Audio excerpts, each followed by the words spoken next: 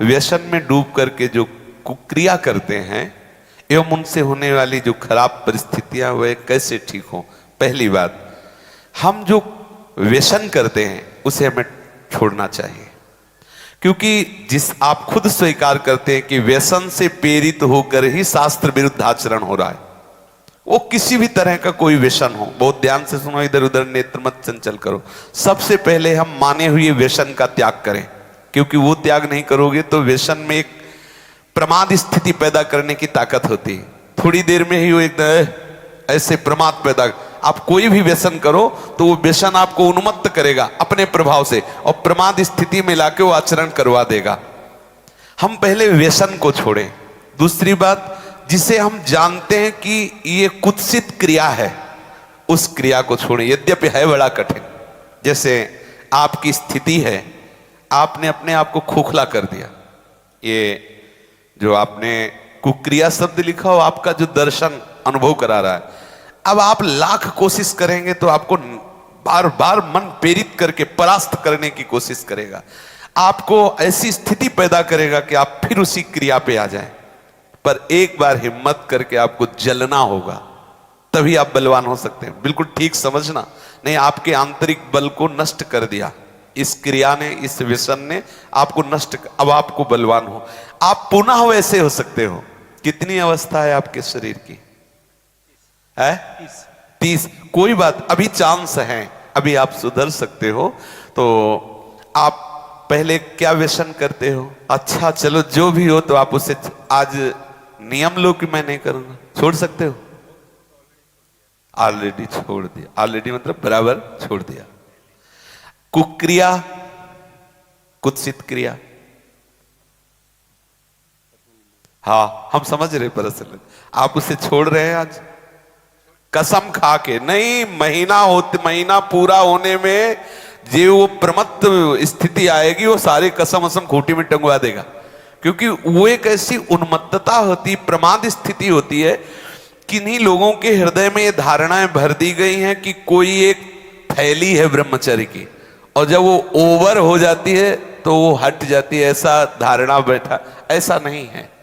जिन लोगों को ऐसा लगता है कि ये ब्रह्मचर्य रहा ही नहीं जा सकता, जिन लोगों को ये भावना है कि ये नष्ट ही हो जाएगा, कह रहे कि जैसे अपने लोग कसम खा लें कि हम ऐसा नहीं करेंगे, तो 2 दिन 4 दिन का जो आपका अभ्यास है वो तो आप रोकेंगे, लेकिन जब वो महीना 15 दिन होगा तो आपके अंदर फिर प्रमाद स्थिति आएगी। अगर उस स्थिति में आप क्रिया ना करें, कुछ दिन सह जाएं, तो उसका कुछ दिन जो आपका अभ्यास रहा है वो आपको भ्रष्ट करता रहेगा स्वाभाविक बिना क्रिया। तो आपको घबराना नहीं है, आप धीरे धीरे क्रमशः ठीक हो जाएंगे।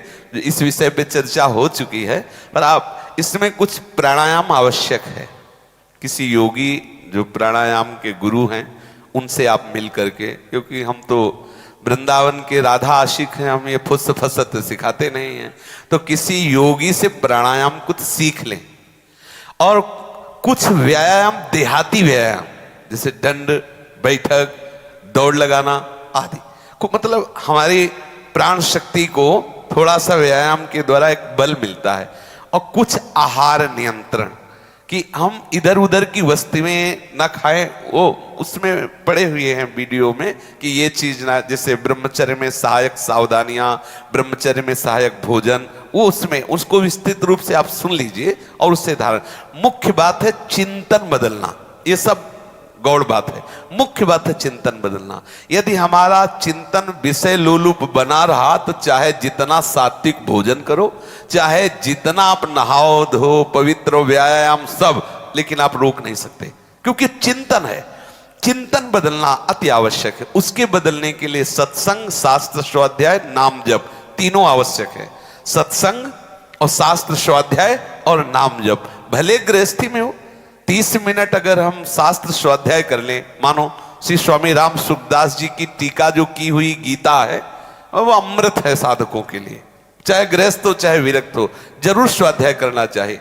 किसी भी संत महापुरुष पर जिस पर श्रद्धा हो उसके प्रवचन सुने, और जो भी भगवान का नाम प्रिय हो वो नाम सुमिरन करे। इससे आपका चिंतन बदलेगा और व्यायाम प्राणायाम से शरीर की नस नाड़ियां मजबूत होगी, शुद्ध आहार से आपको एक सपोर्ट मिलेगा। तो आप तीनों पर दृष्टि डालें, आहार ठीक हो, भजन साधन से चिंतन आप अपना ठीक कीजिए, और संकल्प दृढ़ निश्चय के द्वारा उन अशुभ क्रियाओं को दूर कीजिए। जो अशुभ क्रियाएं आप करते रहें तो आप सुधर जाएंगे। नहीं तो देखो कुछ दिनों बाद ऐसा होने लगेगा, आप देखना आपकी विचार शक्ति लुप्त हो जाएगी, आपके अंदर बिना किसी कारण के शंका बनी रहेगी, भय बना रहेगा, घबराहट बनी रहेगी, हर व्यक्ति से बात करने में चिड़चिड़ापन आए, मतलब कितनी तरह की परेशानियां आ जाएंगी। देखो हमें किसी से लेना देना थोड़ी है, तुम हमारे आत्मा हो तो हम आपको सुख पहुंचाने के लिए कह रहे कि आप पुष्ट बनो, आप बलवान बनो, गृहस्थी भी बनो, तो स्वस्थ और सुखमय जीवन व्यतीत करो। अब देखो अभी आपकी अवस्था क्या, 30 वर्ष की अवस्था का जो मनुष्य शरीर है वो पूर्ण स्वस्थ हष्ट पुष्ट होना। देखो आप ऐसे लग रहे हो जैसे बहुत आप चिंताग्रस्त हो, आप बहुत परेशान हो। इससे हुआ क्या, आपने खिलवाड़ कर लिया, तो इसलिए बात है। अब सावधान हो जाइए। बोलिए अब क्या बात, जो आज सुना उससे जीवन में धारण करो, ठीक है। किसी आयुर्वेदिक वैद्य से मिलकर के अगर ज्यादा परिस्थिति खराब हो तो कोई औषधि ले लो, कोई आसपास आयुर्वेदिक वैद्य हो जिनसे आप सलाह करो, वो धातु पुष्टता की आपको औषधि दें। पर आप किसी भी तरह की चेष्टा ना करें कुछ दिन। अगर आप गृहस्थ भी हैं, आपकी पत्नी भी है, तो भी आप कुछ दिन संयम धारण करें जिससे आप परिपक्व हो जाएं, फिर जैसा प्रभु प्रेरणा करें। लेकिन इस समय जैसे हमारे हाथ में चोट लग जाए तो फिर कुछ दिन सेवा निवृत्त हो जाए, उसको पुष्ट कर लें, फिर सेवा। ऐसे ही गृहस्थ धर्म में भी यदि हम बहुत ब्रह्मचर्यहीन हो चुके हैं तो थोड़ा थोड़ा ब्रह्मचर्य का अभ्यास करके हम पुष्ट बने, तो फिर हम आगे गृहस्थ धर्म का निर्वाह कर सकते हैं। समझ रहे हैं?